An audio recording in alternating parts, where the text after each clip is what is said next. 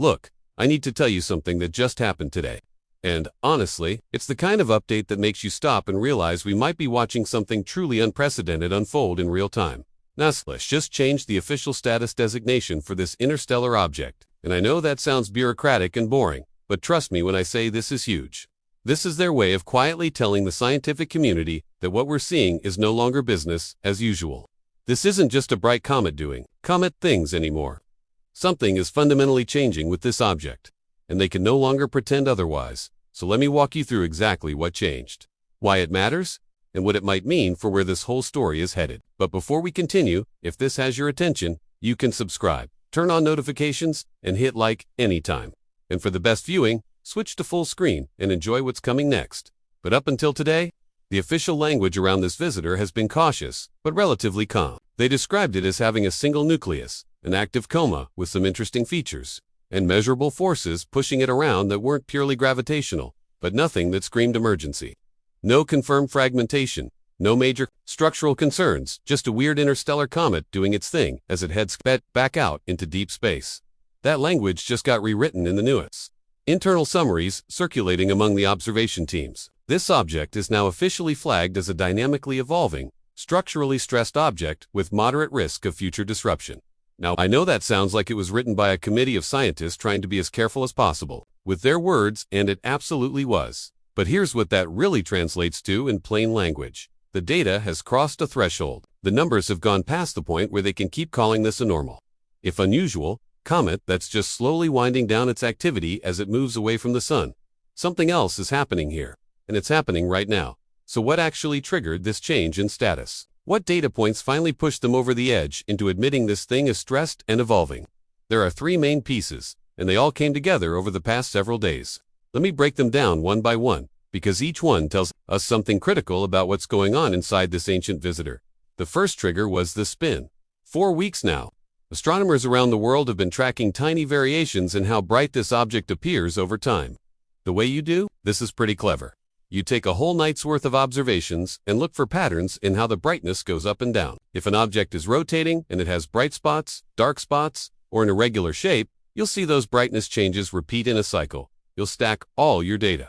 Try different rotation periods and look for the one that makes all those peaks and valleys line up perfectly.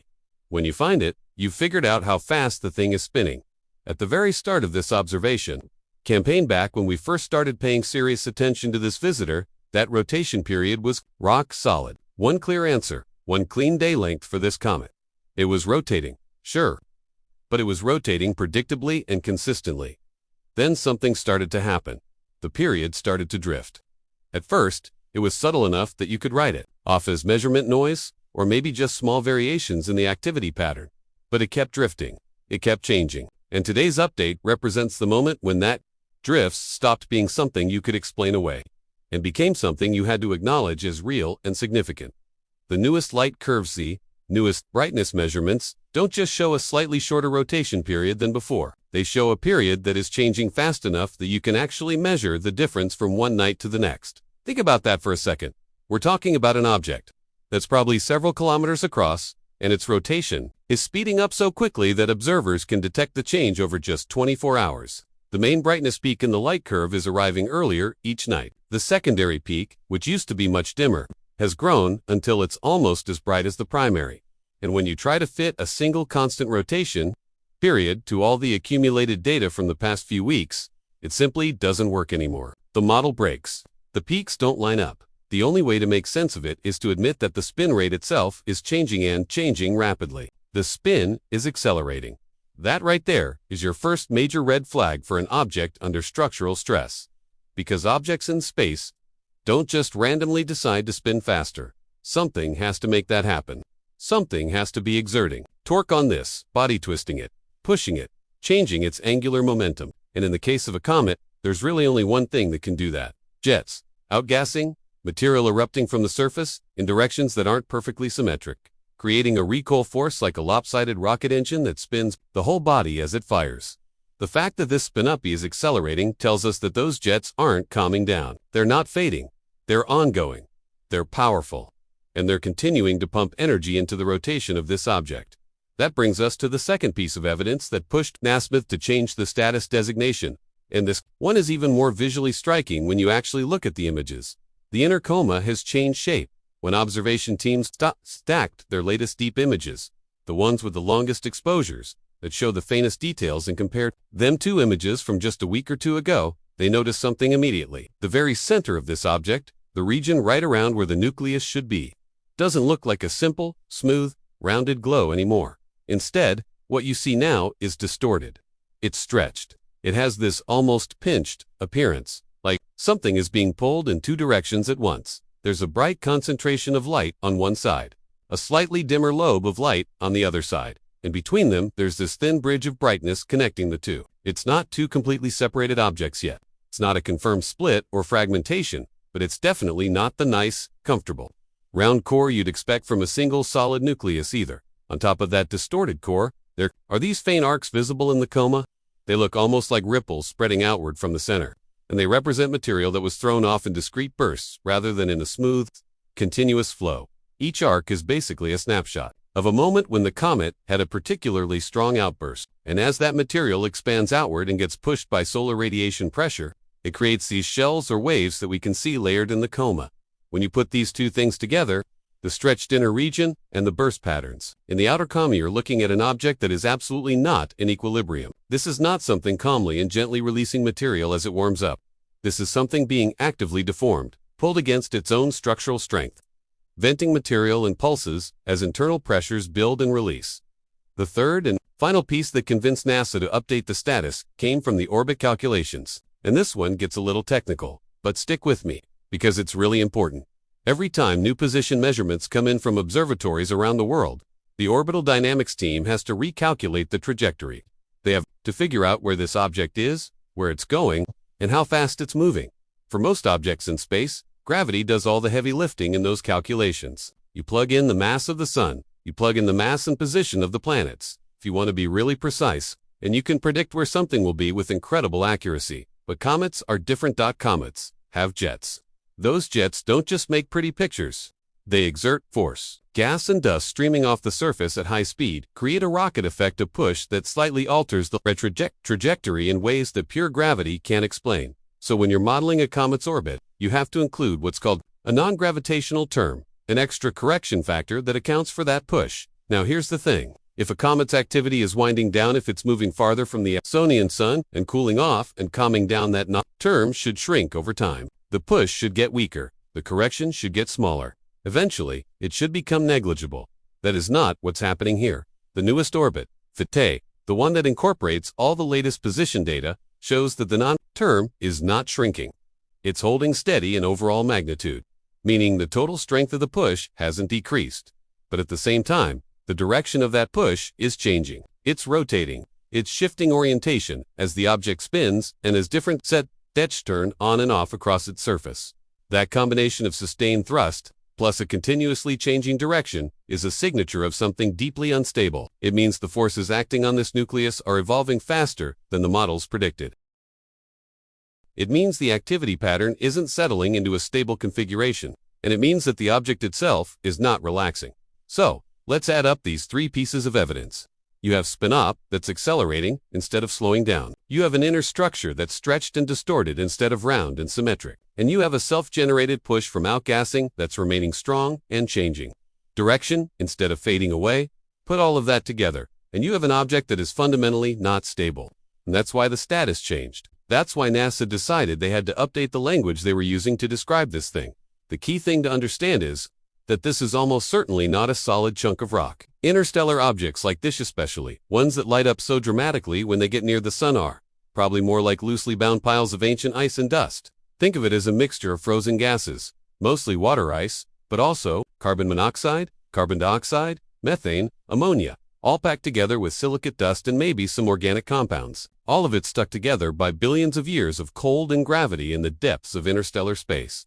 The structure is probably layered, fractured, full of cracks and weak zones from thermal cycling and radiation damage, and maybe even collisions from its previous life in whatever stellar system it came from. When this object made its closest approach to our sun, when it dove through perihelion a couple of months back, the outer layers heated up first. They absorbed sunlight. They warmed past their sublimation temperatures, and they started to vent. That's what gave us the early outbursts. the dramatic brightening, the strange shapes in the coma that got everyone's attention in the first place. But here's the critical thing. Heat doesn't just stop at the surface. It keeps working its way inward. It conducts through the material. It penetrates deeper and deeper into the interior with time. So right now, even though this object is moving away from the sun and the surface might actually be cooling down, there are still deep pockets of volatile ice inside that are just now reaching their trigger temperatures. Material that was protected by outer layers during perihelion is now finally getting warm enough to sublimate. And every time one of those pockets of ice hits its vaporization point and turns into gas, several things happen at once. First, obviously, it releases a burst of fresh material into the coma, new gas, new dust, a fresh pulse of activity. Second, when that gas escapes through cracks and vents in the overlying material, it exerts force. It pushes. If that vent is off to one side of the nucleus, if it's not pointing straight through the center of mass, it creates torque. It spins the object a little bit faster, or it nudges its axis of rotation, or both. Third, and this is the subtle one, it changes the internal stress distribution. Think about it like this. Before that pocket vented, the material around it was under a certain pressure, compressed by the weight of everything above it and the strength of the surrounding structure. When the ice turns to gas and escapes, that pressure is suddenly released in that region. But the surrounding areas are still under stress. The whole network of cracks and fractures and weak zones throughout the interior has to adjust to this new distribution of forces. Most comets can handle this kind of thing for a while. Most comets survive perihelion passage and the weeks of activity afterward without breaking apart. But first, it's probably old. Really old? This thing has been wandering through interstellar space for who knows how long. Millions of years. Tens of millions of years? Maybe longer. During all that time, it's been exposed to cosmic rays. It's been cycled between different temperatures as it drifted through different regions of space. It may have survived close passes to other stars or encounters with other objects. Its interior structure has probably been reworked and damaged long before it ever entered our solar system. It's not a fresh, pristine comet. It's a survivor, and survivors carry scars. Second, it's already been through a lot in the past few months. It survived what appears to have been an extremely active perihelion passage. It went through weeks of wild outbursting and dramatic brightness changes. It's already been stressed. The margin for absorbing additional stress, the safety factor, if you want to think of it in engineering terms, is probably much smaller than it was before. Now layer on top of all of that the fact that the spin is accelerating. A faster rotation rate means more centrifugal force trying to fling material outward, especially near the equator where the rotational velocity is highest. If the object is already cracked and fractured, if there are already weak zones in the structure, then increasing the centrifugal force is going to start pulling on those weak zones more and more strongly. And remember, the inner core region is visibly distorted. It's not round. That means the centrifugal force isn't being distributed evenly. Some parts of the object, the parts that are sticking out more, that are farther from the rotation axis, are experiencing higher stress than other parts. They're being pulled harder. They're being stretched more. At the same time, you've got these jets that are still firing, still pushing in, not just pushing in a constant direction, but changing direction as the object rotates and as different vents become active or dormant. That's adding variable forces on top of the already increasing centrifugal stress. This is exactly the kind of scenario that leads to structural failure. This is the recipe you would use if you were intentionally trying to tear something apart. You spin it faster and faster. You load it unevenly, you twist it with off-center forces, and you wait to see what breaks first. Now, to be absolutely clear, NASA's updated status does not say that breakup is imminent. It does not say that fragmentation has been confirmed. The language is still careful, still measured, still conservative, in the way that official scientific designations have to be. But what it does say, and you have to read between the lines a little bit, here's this. We are no longer dealing with a stable object. We are no longer observing something that's just passively responding to solar heating in a predictable way. We are tracking something that is actively reshaping itself under stress right now, at this moment. And we cannot guarantee that it will leave our solar system in the same configuration that it has today. From here, there are basically two possible paths forward.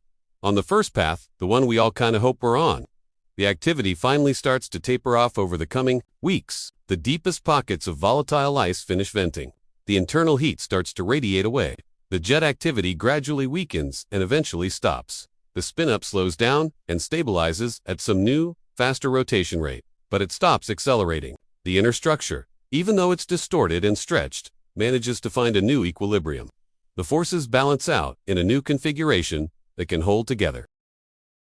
And this interstellar visitor sails back out into deep space as a scarred, mutated, profoundly altered version of what it was when it arrived, but still fundamentally in one piece. It carries the record of this encounter in its new shape, in its faster spin, in the way its surface has been stripped and modified. But it survives. On the second path, things go differently. The spin keeps climbing. The inner distortion gets worse. Instead of stabilizing, new pockets of ice keep venting, new jets keep firing. And the rebalancing act that's happening inside the nucleus can't keep up. The material can't redistribute the stress fast enough. The weak zones in the structure, the cracks and fractures and damaged regions start to widen. They start to fail. At some point on that path, maybe in days, maybe in weeks. We don't know the phrase. Structurally stressed object becomes disrupted object. The nucleus doesn't hold together anymore. It comes apart. How that it happens, what it looks like, how many pieces result, whether it's a catastrophic shattering or a gradual crumbling or something in between, we can't predict. Every comet that's broken up in recorded history has done it a little differently. But the end result is the same. Instead of one interstellar visitor leaving our solar system, we'd have multiple fragments, each on slightly different trajectories, each carrying away a piece of the original body. We're not there yet. I want to be really clear about that. This is not an announcement of breakup. This is not confirmation that the object has come apart. As of right now, this moment, this thing is still holding together. It's stressed, it's evolving, it's in a precarious state. But it's intact. But today's change in the official status designation is NASA's way of acknowledging that both of those paths, the survival path and the disruption path, are now equally plausible. They're both on the table. The safe, boring version of this story, the one where it flared up dramatically near perihelion and then calmed down and faded and quietly left. The solar system without incident doesn't fit the observations anymore. The data won't let us tell that story. What we're witnessing instead is something far more dynamic, far more uncertain, and honestly, far more fascinating. We're watching an ancient piece of interstellar materials, something that formed by around another star in another time and has been wandering the galaxy for eons. We're watching it respond in real time to the intense environment near our sun. We're seeing it change. That's where we are. That's what today's status update really means.